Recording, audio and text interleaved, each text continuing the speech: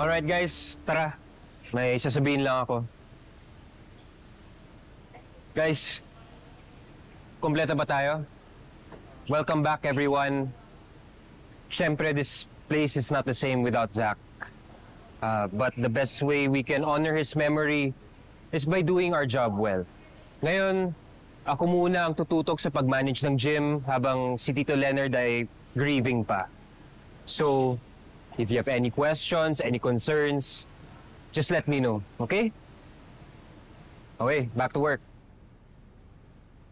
Sir.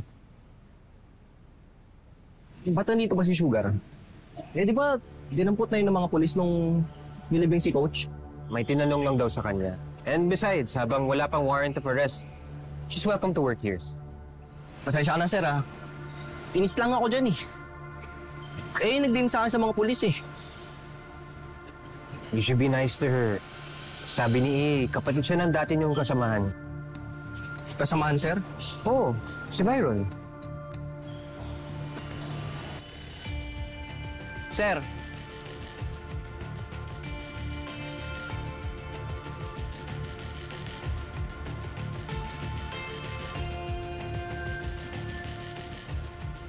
Good morning.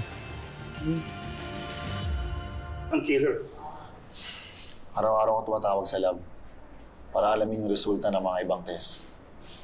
Ginagawa kong lahat para mahuli ang pamatay kay Zach. Juro, makinig ka mabuti. Makinig ka sa akin. Hanapin mo ang pumatay sa anak ko. Baka maniwala pa sa'yo.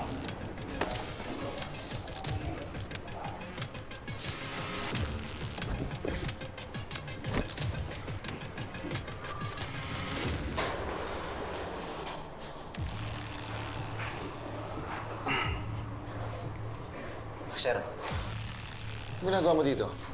Sir. Balitaan ko lang. Magkapatid ko po pala si Sugar at saka si Byron Alvarez.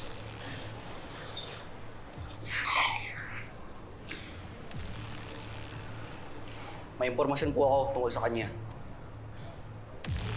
Tara.